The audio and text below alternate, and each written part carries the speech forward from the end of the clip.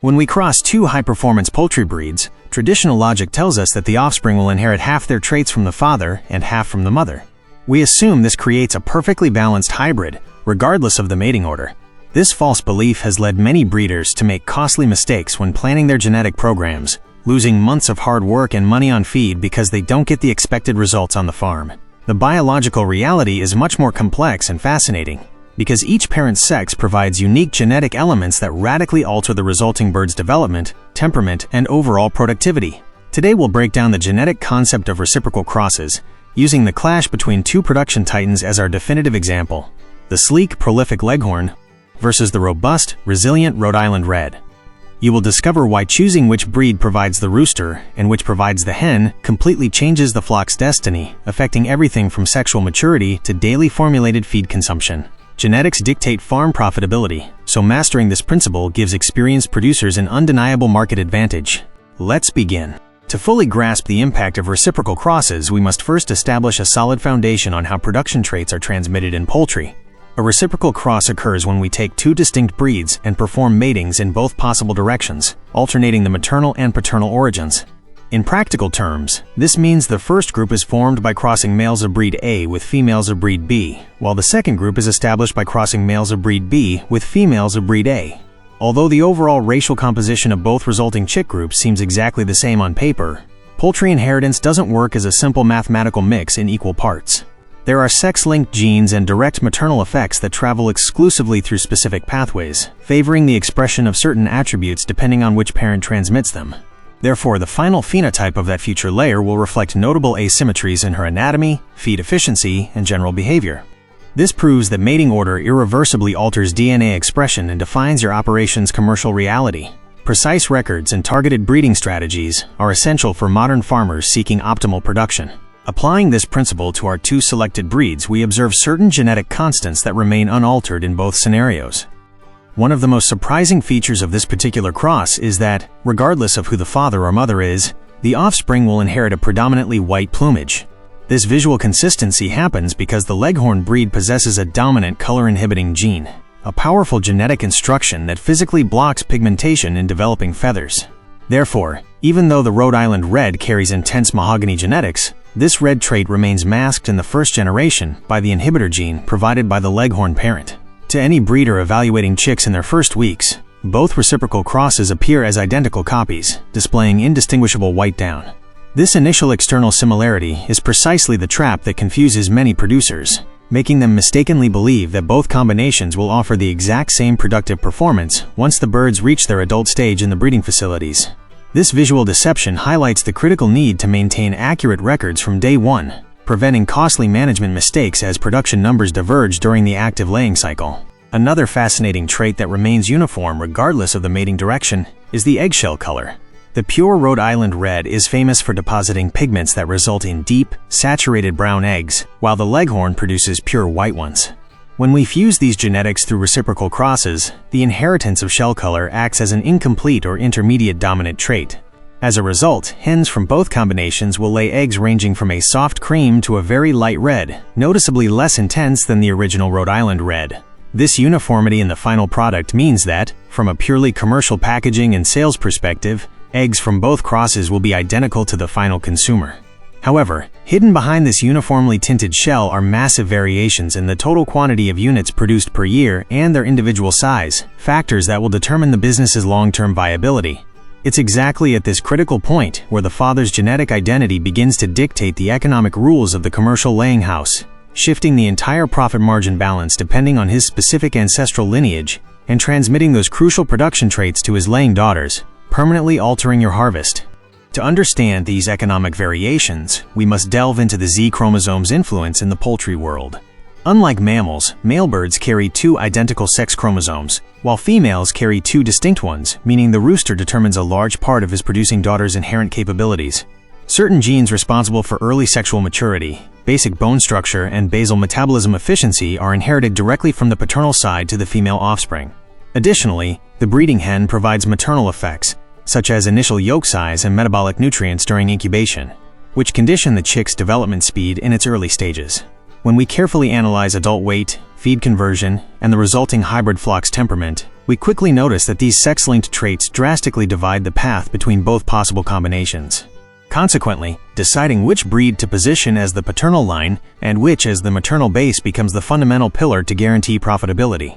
This choice dictates exactly how many pounds of feed each bird will consume during its entire useful lifespan on your property. By ensuring you never waste financial resources feeding the wrong genetics for your specific climate, you maximize the overall return on your initial genetic investment over multiple laying seasons without any unexpected losses.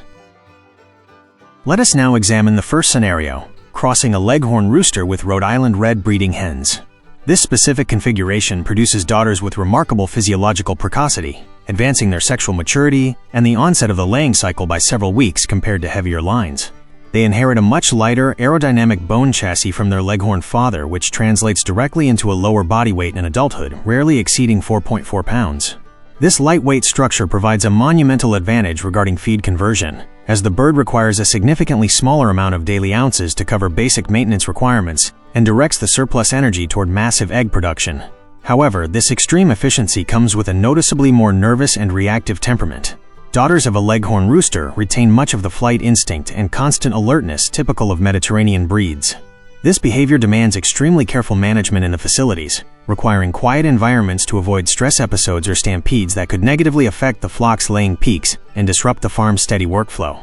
These highly active birds are undeniably productive, but they'll always test your daily husbandry skills, demanding absolute consistency from the caretaker to maintain their fragile rhythm perfectly. Let us analyze the other side of the coin through the second scenario, using a pure Rhode Island Red rooster crossed with Leghorn breeding hens. In this direction, daughters inherit a determining influence from the father toward developing a substantially denser, heavier skeleton, noticeably increasing their structural size during the growing phase. These birds will present a higher adult weight that can easily exceed 5.5 pounds, which directly implies a higher basal metabolic rate and significantly higher feed consumption to maintain their physiology. Their sexual maturity will also be evidently delayed, starting the production stage weeks later compared to the first cross and generating a lower total volume of eggs throughout the annual cycle. Yet, this specific cross offers substantial benefits in general handling due to the inherited temperament. These birds turn out to be exceptionally docile, calm, and manageable inside the barn, minimizing stress reactions to sudden noises. Their larger size also grants them superior resistance against freezing temperatures and severe environmental variations, making them highly reliable winter layers for northern farming operations, ensuring consistent yields even during the harshest storms when lighter hybrids would reduce their daily production numbers drastically. Delving into the physiological implications of these reciprocal crosses, a crucial aspect that frequently goes unnoticed is the transfer of passive immunity and initial chick vitality during incubation. When the Rhode Island Red hen acts as the maternal base, she deposits her antibodies into a substantially larger and denser egg. This provides superior nutritional reserves for the developing embryo. It's a clear maternal advantage, meaning the chicks hatch with a higher body weight and excellent initial resistance against potential temperature fluctuations during their first days in the brooder. Conversely, when the Leghorn forms the maternal line, the hatching egg is slightly smaller, logically generating lighter and more delicate chicks at hatch. Fortunately, these agile birds quickly compensate for this initial size difference thanks to an accelerated metabolic rate inherited from conception. Both groups will always show enviable health due to known hybrid vigor, but the brooder preparation must be adjusted accordingly. Producers facing cold climates during hatching season usually prefer the heavy breed's strong maternal influence. This choice ensures optimal survival, helping the birds overcome the critical first 72 hours with truly abundant energy reserves. Moving into the productive phase, egg size dynamics throughout the laying cycle reveal another layer of fundamental genetic divergence between both poultry configurations. Daughters of the Leghorn rooster, driven by that early sexual maturity we analyzed previously, initiate their laying cycle with extreme biological punctuality. However, their first eggs will present a noticeably smaller size for several consecutive weeks of work. These birds' reproductive systems mature well before their bone structure manages to reach maximum physical capacity. This requires considerable patience from the seasoned producer, while the entire flock manages to stabilize and standardize the required commercial sizes. In direct contrast, daughters of the Rhode Island Red rooster initiate their laying stage in a calculatedly delayed manner.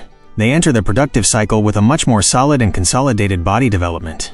This important anatomical maturity allows their egg size to scale rapidly toward heavier categories, managing to deliver premium-grade eggs in record time after the first documented ovulation occurs. For an agricultural business supplying demanding markets where individual ounce weight determines daily profits, the heavy father undeniably sets the rules. Another determining factor in these reciprocal crosses' economic viability is the innate foraging capacity and subsequent feed dependence in free-range systems. Hens originating from the Leghorn paternal line are tireless machines when seeking valuable natural resources. They constantly roam the open ground to hunt insects and consume hidden seeds. This impressive level of daily physical activity drastically reduces the amount of commercial rations needed to maintain high production, making them ideal for outdoor rearing systems looking to minimize daily operational costs effectively. However, their energetic nature also means they will burn calories quickly if spaces aren't managed correctly. On the other hand, the Rhode Island Red rooster's offspring exhibits a noticeably more sedentary behavior regarding foraging. While they will fully enjoy the open field during the day, they will always prefer to stay close to the installed main feeders. They depend heavily on formulated feed to satisfy their high energetic requirements. This impressively lower searching activity makes them perfect for closed systems or restricted pasture spaces, where total diet control ensures every consumed ounce translates into body maintenance and continuous egg formation. Closely linked to environmental management, the adult bird's climate tolerance represents a critical variable that the parent's sex defines with enormous precision. Descendants of the Leghorn rooster inherit a phenotype structured to dissipate internal heat amazingly well. They develop larger combs and prominent wattles that act as highly efficient natural radiators for circulating blood. Their low body weight and thinner subcutaneous fat layer allow them to maintain a constant ovulation rate even when thermometers quickly surpass 86 degrees Fahrenheit in midsummer. This ensures the laying curve never collapses during intense heat waves. In the opposite scenario, hens sired by the strong Rhode Island Red male inherit a diametrically different physical constitution. They are endowed with a superior fat insulation layer and noticeably smaller protected cephalic appendages. These morphological characteristics slightly restrict their ability to cool down quickly in warm climates, making them more susceptible to heat stress. They will simultaneously become living fortresses during harsh winters. They retain metabolic heat with formidable efficiency, guaranteeing that egg production doesn't suffer severe interruptions when temperatures drop dangerously close to the freezing mark.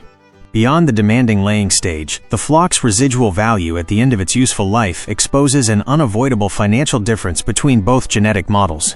Daughters from the cross driven by the Rhode Island Red father retain a valuable attribute from traditional breeds, a substantial carcass conformation that maintains significant weight. Once the egg production curve drops below the strict profitability threshold, these heavy birds can be effectively processed and commercialized as excellent meat for traditional stews. This weight recovers an important fraction of the expensive formulated feed investment, providing additional income at the cycle's end and optimizing the farm's delicate cash flow. Conversely, the flock originating from the Leghorn male offers a totally different cull scenario. Their extremely light bone structure and the notorious lack of deep musculature result in a carcass of scarce commercial meat value. This renders the end of their productive life a stage of near-zero profitability from a processing perspective. The experienced farmer must internally assume that this genetic line's benefits will come exclusively from the truly massive total volume of freshly collected eggs daily. When designing a long-term business plan, integrating a proper flock replacement strategy requires analyzing how these reciprocal crosses age over multiple seasons. The Leghorn-sired hens, possessing an inherently faster metabolic engine, tend to burn through their physiological reserves at an accelerated pace. They often experience a sharper decline in dense eggshell quality and internal egg integrity as they approach their second molt. Their high-octane production style demands incredibly precise calcium supplementation to prevent bone depletion, making late-stage management slightly more labor-intensive for the caretaker. In contrast, the Rhode Island Red-sired birds age with remarkable grace. Their robust skeletal framework serves as a massive mineral reservoir, allowing them to sustain optimal shell thickness well into their second and even third laying seasons without requiring aggressive dietary interventions. This sustained quality reduces the urgency for frequent flock rotation, spreading the initial chick purchasing costs over a longer time frame. For smaller operations aiming to maximize the productive longevity of each individual bird rather than seeking explosive first-year yields, this genetic resilience becomes a major financial asset that reliably stabilizes the farm's annual budget. To conclude our rigorous evaluation of these exceptional hybrids' dynamics, it is imperative to warn about a frequent mistake in long-term planning, attempting to reproduce this first generation on the farm. Regardless of the initial cross's exact direction, the excellent productive characteristics and the admirable white color uniformity we observe in these birds correspond solely to the first generation's biological phenomenon. If the farmer decides to keep the males from this cross to mate them directly with their sisters in a second stage, the magic of genetic predictability will immediately collapse. The offspring will experience truly chaotic Mendelian segregation, producing chicks of multiple colors, highly irregular sizes, and completely unpredictable laying rates that will destroy the barn's operational efficiency. The white color inhibitor gene will stop expressing itself in half the flock, revealing random red, black, and spotted feathers, while formulated feed consumption will vary drastically among individuals. This severe genetic instability clearly demonstrates that these reciprocal crosses are strictly terminal lines designed exclusively to maximize commercial production in a single life cycle, forcing intelligent producers to keep their foundational pure lines intact and rigidly separate. The profound genetic analysis of these reciprocal crosses irrefutably demonstrates that the simple choice of the father determines your entire poultry project's economic future. There is no universally correct cross, only strategic decisions adapted to specific commercial objectives. If you seek to quickly flood the market with a large volume using less feed, the Mediterranean rooster is your best option. However, if your priority is to achieve premium-grade eggs early and preserve a high meat cull value, the heavy male will unquestionably dominate your barn. Knowledge is your greatest competitive advantage in this modern farming business. Let me know down in the comments which of these options makes the most sense for your setup. If you got some value out of this breakdown, hit that subscribe button and give the video a thumbs up so we can keep bringing you practical poultry advice. We read every response to understand the specific challenges of your region. Join this elite community and do not miss any future content. Consistency guarantees exceptional results daily. To your success, fellow breeder. Until next time.